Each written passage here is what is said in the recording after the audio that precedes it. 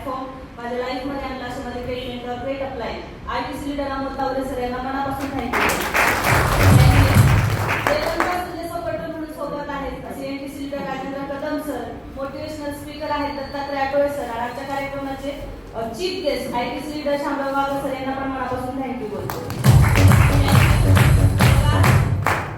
आणि माझी precious team almost माझ्या टीम मधून या मंथमध्ये कमी 4 ईगल झाले आहेत. तर ऑलमोस्ट सगळे इथे आहेत.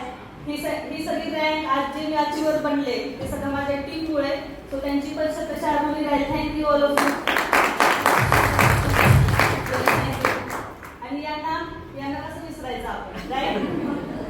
सो बघा, आज जे विरोधक होते, एक दिवस होता की ह्या हॉलमध्ये येण्यासाठी मी रडलीये, ह्या बारामतीमध्ये ट्रेनिंगला येण्यासाठी मी रडलीये. सांगितलं त्यांनी स्वतःच की घरी गेल्यावरती मारामारी नव्हती करत, पण एवढी शांती व्हायची की असं वाटायचं दुसऱ्या दिवशी सरांना फोन की सर आता बस, उद्यापासून नको. सो हे रोज व्हायचं, रोज डेली व्हायचं. आणि बघा, विरोधक आपल्या पक्षात आले आणि दुसऱ्या पक्षात आले नाही तर टीम कोऑर्डिनेटर झाले, बरोबर?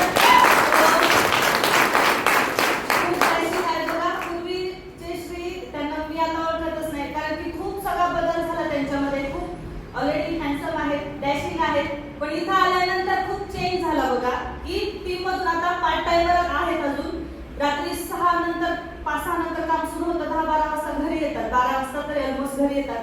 आणि त्यावेळेस त्यांचा फोन कधीच मला येत नाही की आय एम कमिंग, पण टीम मधून डिस्ट्रिब्युटरचा मला फोन येतो की मॅडम सर घरी आलेत का, आणि जरी आले नसले तर 10-15 मिनिटांमध्ये ते पोहोचतील.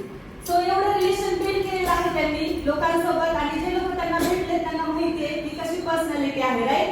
जो माणूस त्यांच्या सोबत 10 मिनिटं थांबेल तो हसल्याशिवाय राहणार नाही. अशी व्यक्तिमत्व म्हणजे मी तर म्हणे एक परफेक्ट पॅकेज आहे ह्या बिझनेससाठी, ह्या प्लॅटफॉर्मसाठी. सो पुन्हा एकदा new brand team coordinator Shri Rangpal sir यांना मनापासून थँक्यू.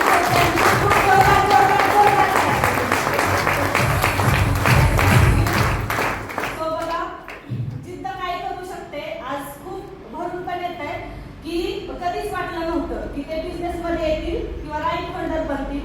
पण बघा, माझ्या एका जिद्दीमुळे का केलं मी हे सगळं. मी या बिझनेस मध्ये का आले?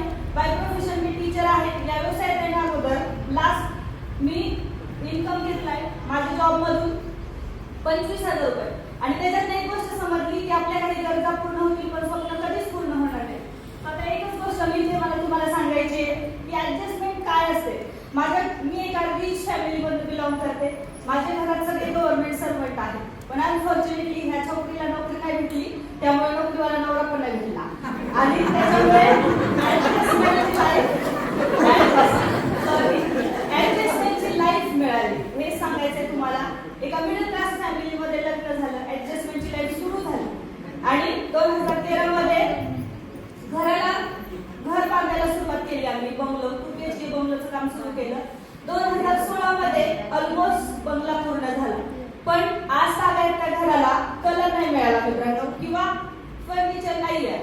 सो 2016 मध्ये आमच्या लाईफ मध्ये आला. आणि तिथून पुढे मी ठरवलं की आता ही ऍडजस्टमेंट मला नकोय. आणि मी शोधत होते की मला काहीतरी असं पाहिजे की जिथे अनलिमिटेड मला इन्कम मिळायला पाहिजे. मला कुठली ऍडजस्टमेंट नकोय. आणि माझा मुलगा अनुराग, त्याला कुठली ऍडजस्टमेंट मला द्यायची नाहीये. बघा, अजून तो 9 वर्षाचा आहे, 10 वर्षाचा कंप्लीट नाहीये. तरी पण ह्या प्लॅटफॉर्मच्या माध्यमातून आम्ही तिघं पण दुबईला गेलो होतो. इंटरनॅशनल करा की 9 वर्षाचा मुलगा आहे, आज मी 33 आहे, अजून 10 वर्षांनी मी डायमंड असेल, राईट? किंवा त्याचा आताच असेल. आणि 9 वर्ष हा अनुराग त्यावेळेस 19-18 वर्षाचा असेल. सो मार्केटमध्ये त्याला नोकरी शोधावी लागेल का? नाही शोधावी लागणार. आणि सगळ्यात महत्वाचं म्हणजे 1 करोडचं पॅकेज देते माय लाईफ, बरोबर?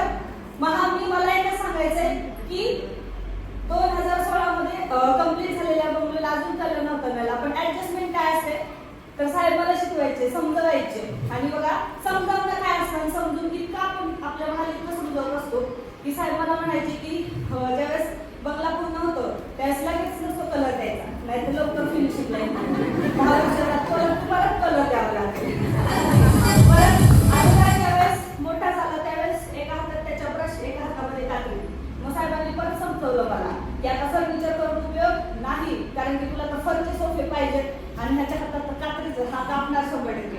असं करत करत मित्रांनो आता 8-9 वर्ष झाली बंगल्याला कलर आणि फर्निचर मिळालं नाही. पण माय लाईफची ताकद आहे. आता त्या बंगल्याची किंमत आहे कमीत कमी 25 लाख आणि आता आम्ही रिनोव्हेशनचं काम स्टार्ट केलंय. माय लाईफ काय म्हणते, कर्ज करू नका पण कर्म करा, पैसे मिळतील, राईट. आणि आम्ही एवढ्या